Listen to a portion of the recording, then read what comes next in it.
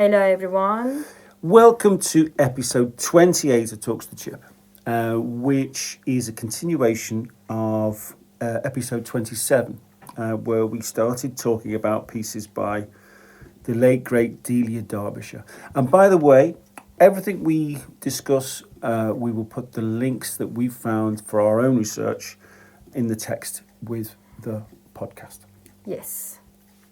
So we started off last week talking about, well, the idea was to talk about the Delian Mode, a 6.5 minute piece from Delia Derbyshire from 1968.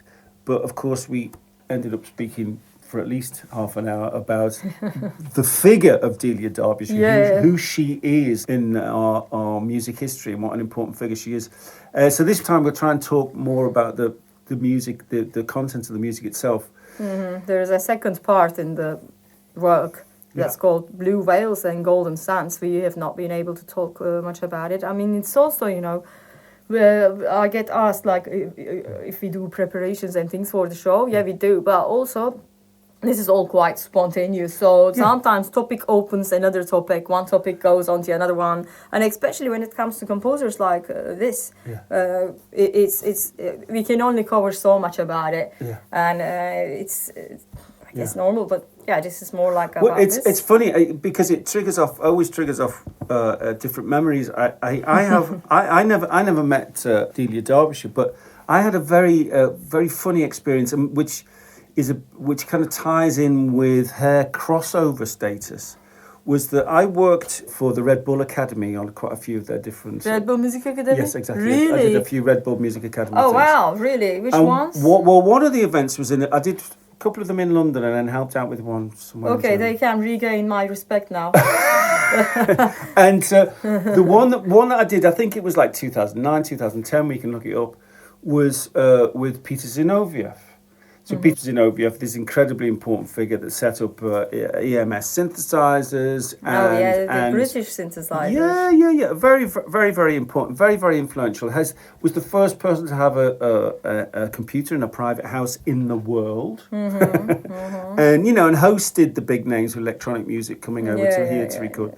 And so he was giving a talk as part of the Red Bull Music Academy with all the young, trendy kids, because it was always very, very fashion orientated, and it was always very orientated towards fizzy drinks and hip hop. It was very sort of beat boys kind of vibe. I think I applied for it like when I lived in Turkey for the 2015 one, and they did not even accept my application. But I was not like sensational enough. I should have been more like, You should have had a baseball cap on sideways. Well, I guess they got like non-hip hop kids also, but like I think they looked for people who could be brand or who could generate advertising. I mean, this is not like definitely like derogatory of anyone who got in, but I think for me the focus has become like no BMA in a way. Yeah, it's gone now anyway. I think it was very different when you worked there, so this is a difference. I worked there a number of times, and the base of the people who ran the Red Bull Music in Germany, right? In Cologne. There we go, exactly. Wasserstrasse.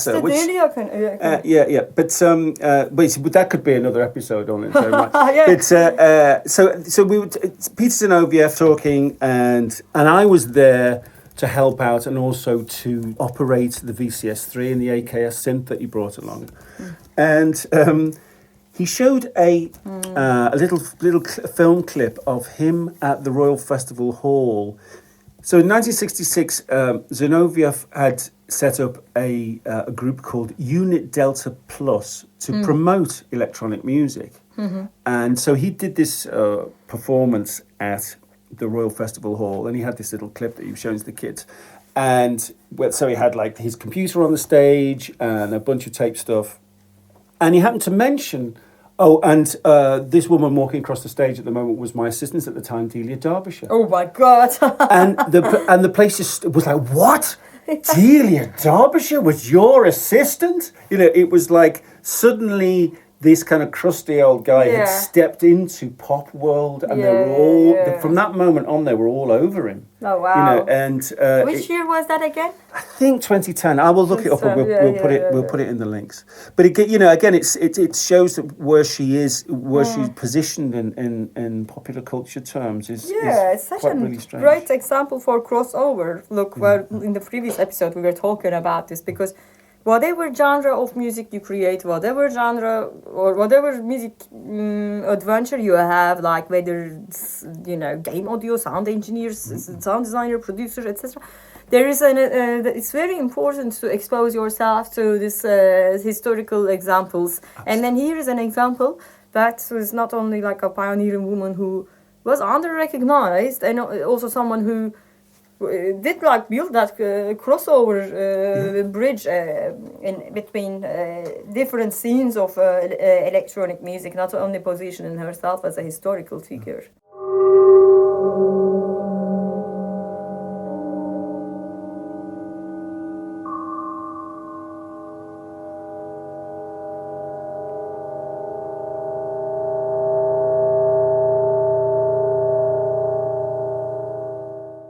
This piece that we want to talk about now, please. Blue Veils and Golden Sands, is a really nice example because it was another commission from the BBC as music for a documentary about the Tuareg people in North Africa.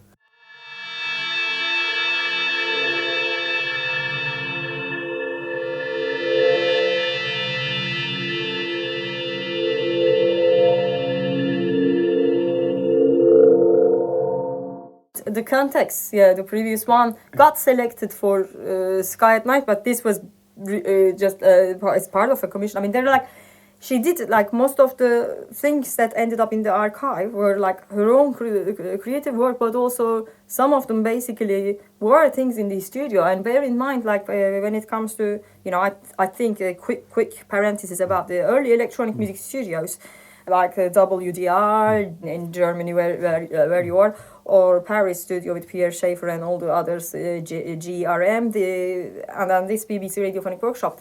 The main function of these studios were not like mainly like music creation and artist residencies. These were basically existing as part of these institutions, organizations, broadcasting, and even more so in the case of Radiophonic Workshop, because the rest of them in Europe turned more into state-funded things, or in the case of USA, like Columbia Princeton Electronic Music Studio, we have the Babbitt's couple doing like music for like a picture, but then it was also like a private funding, and on the other coast, like San Francisco State Music Center, it was more like an independent effort of the musicians. So she was basically functioning under this place, which was there for cinema and TV, you know, TV. That was the main function. But and the TV show, this TV show was for a show called The World About Us, which was kind of, you know, like a cultural show, geography and cultures and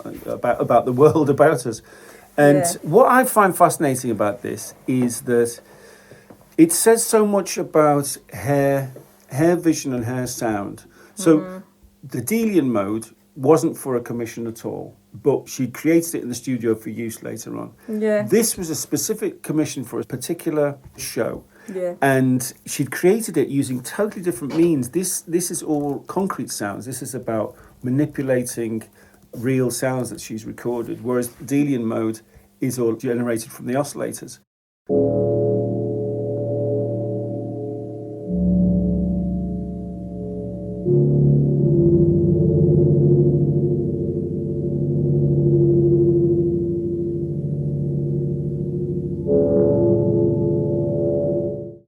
And yet the character of them are so similar.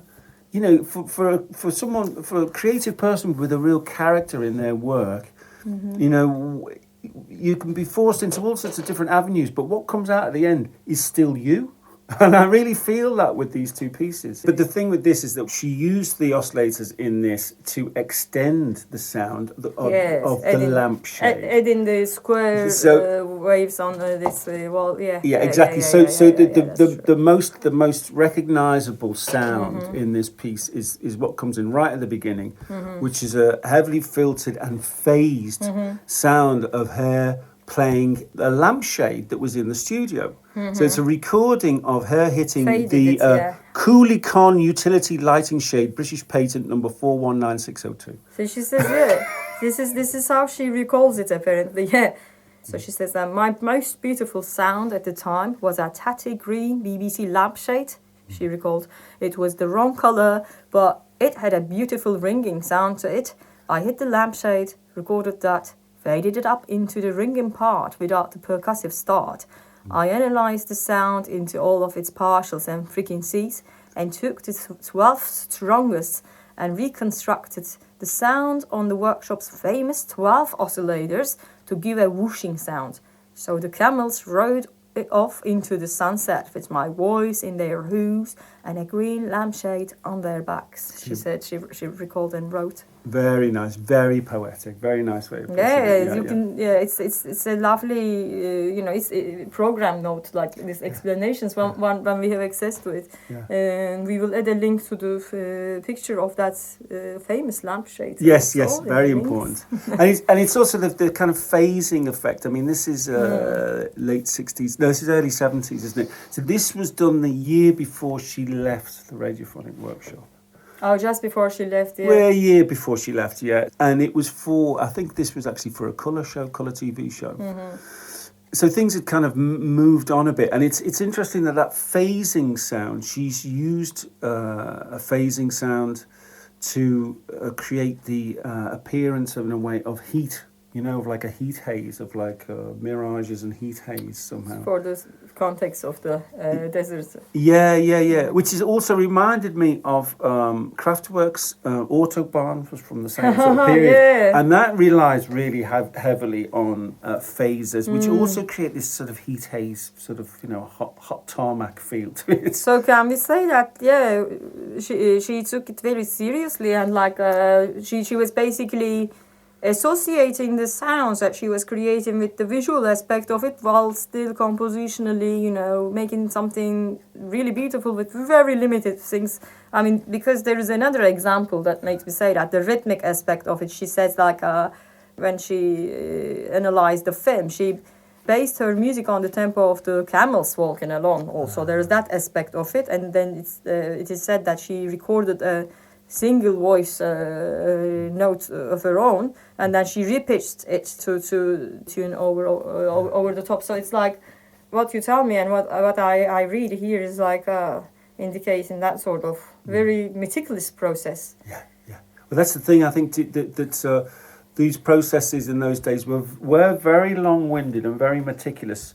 But they were, if it went well, it was kind of synergetic, that every stage that you took could add something to the process, so you would end up with something much more complex than what you envisaged when you started off.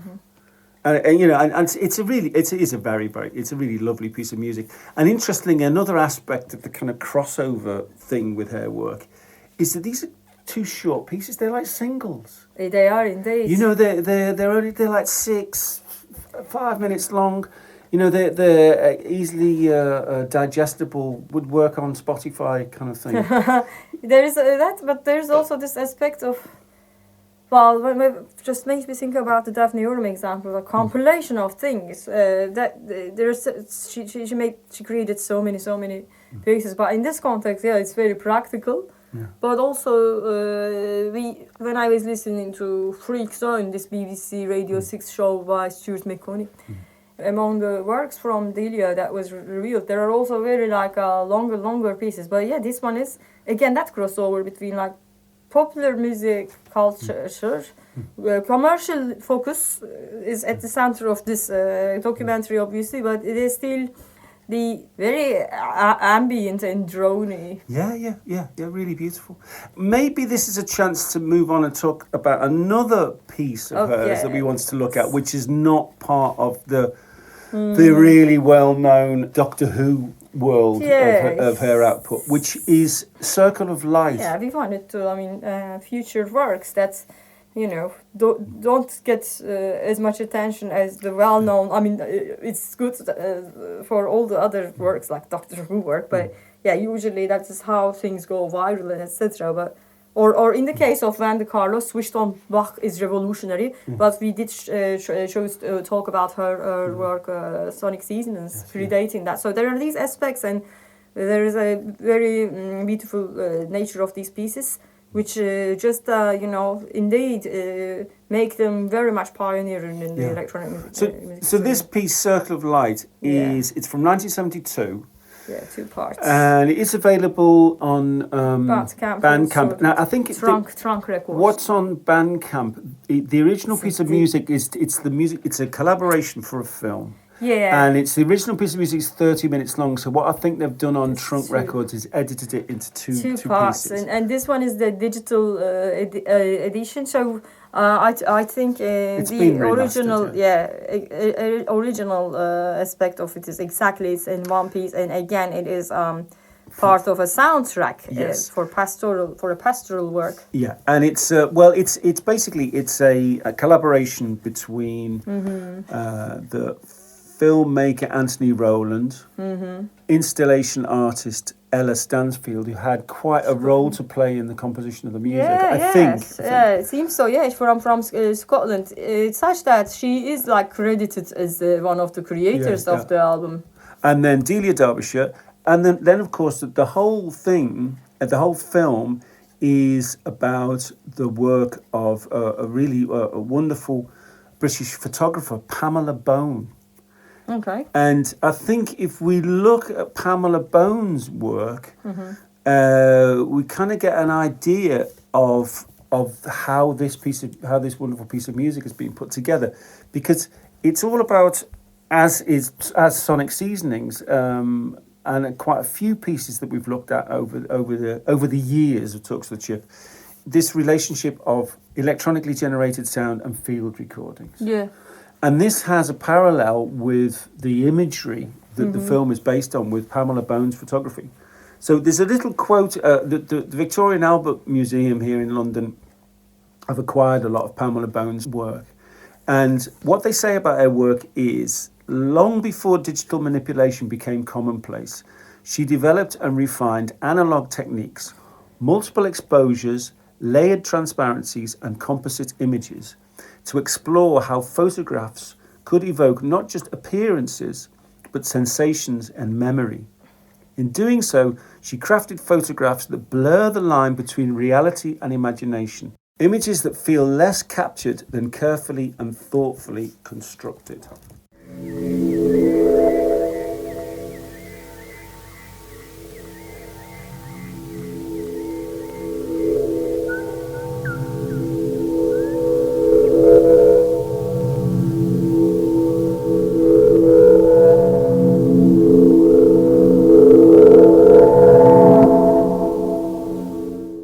We could say that almost exactly about Derbyshire's music in this, that it's refined analog techniques, multiple exposures, multiple recordings, things layered over each other, composites, and using the most advanced, most abstract technology at the time, but with recordings from nature.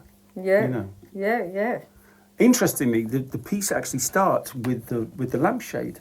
Again. Yes, it's the lampshade from the. That's very famous lampshade. Lampshade. I mean, it became an important element of her compositional life, such that it was featured on a Delia Derbyshire day in a school workshop for an educational institution for kids.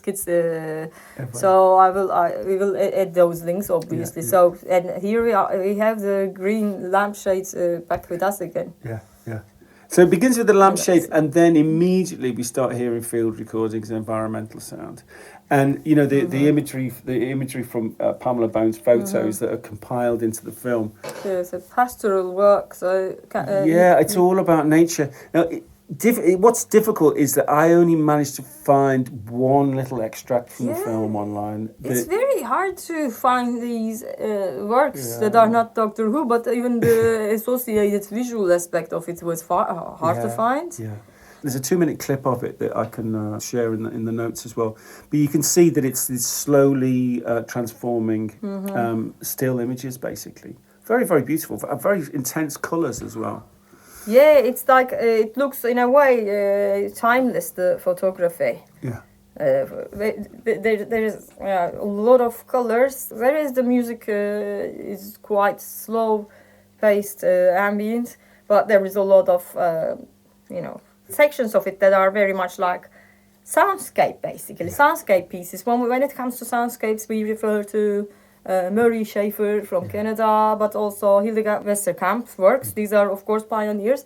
But yeah, there was also this kind of thing. I mean, the reason we're referring to those two are the sound art aspect, like it exists as an autonomous form, these pieces, whereas this is soundtrack, I understand, but this is part of it. This was part of a collaboration. But exactly. it stands alone completely as a piece of music. And one of the things that makes it work so well as a piece of music is how brilliantly she's handled the dynamic range.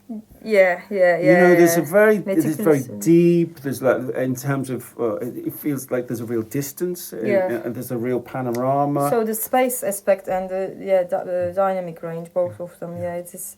One of my favourite moments is towards the end of the first section.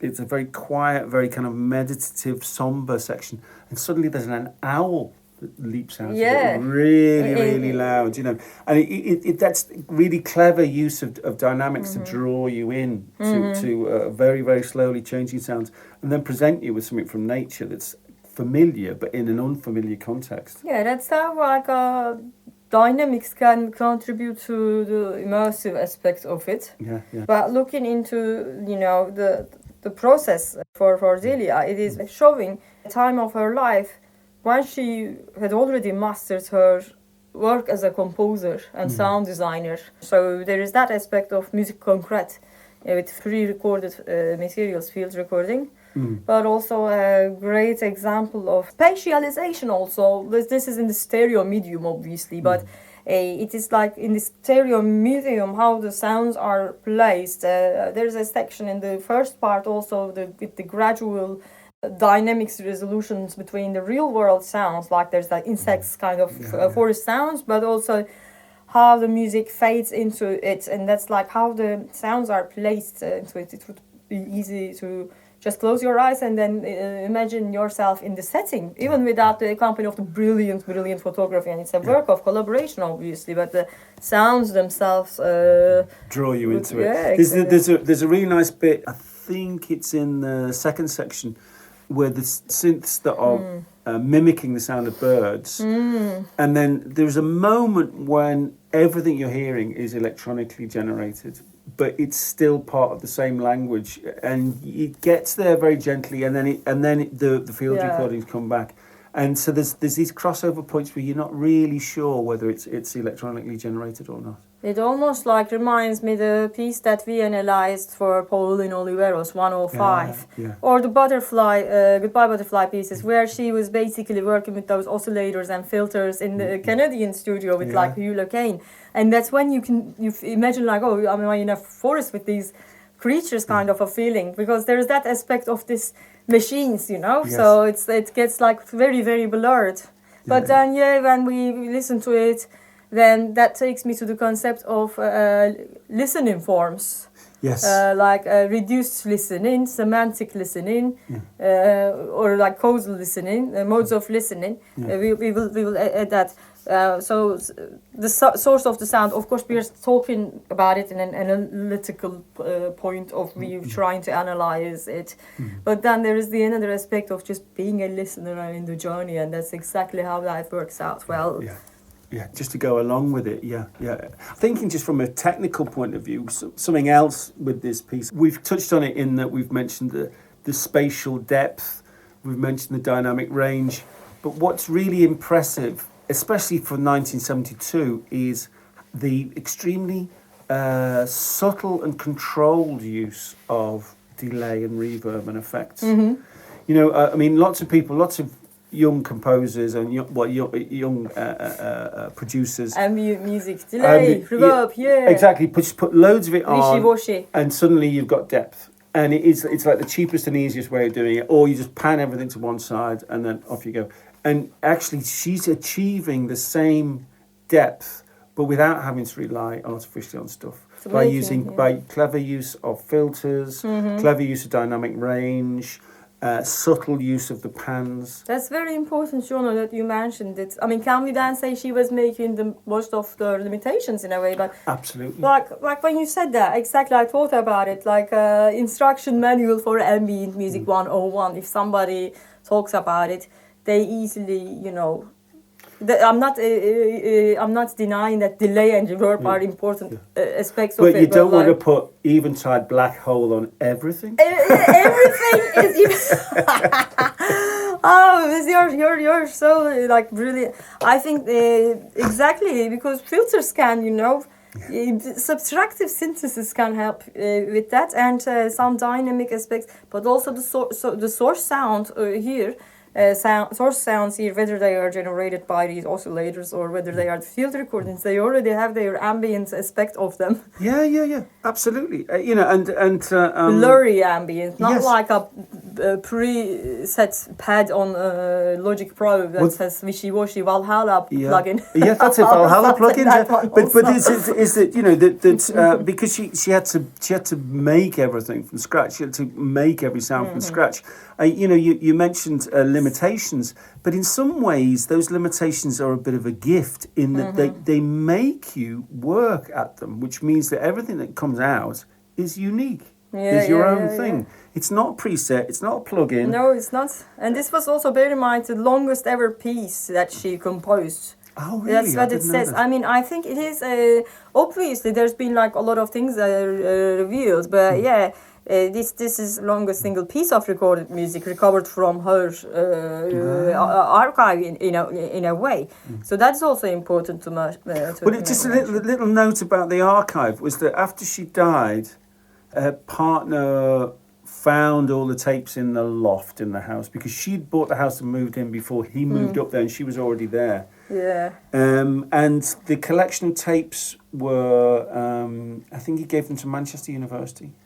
Or the Royal Northern. Oh, yeah, there's that also. And so there is now an archive of all that material up there. Oh, yes, shall we go? Your favourite town nearby, Lou. Yes. Sorry if that was not the best joke tonight. As long as we don't have to go Liverpool forever. Absolutely. Okay. Well, I like Manchester. Yeah, of course. I mean, some of the best music that happened in the 20th century came from Manchester. And I'm not talking about Oasis, by the way. Oh no! They also, everybody has like that sort of reputation, but they have Oteka, Scam Records, and they have the Gay Village. So I want to go back there. But so you are you telling me that is it still available to view this in University of Manchester? Yes, I think so. I think and I think that the archive hasn't been. Not all of it has been released, but it has been transferred now to digital media. So I think that wraps up our approach to Delia Derbyshire. See you next time. See you next time.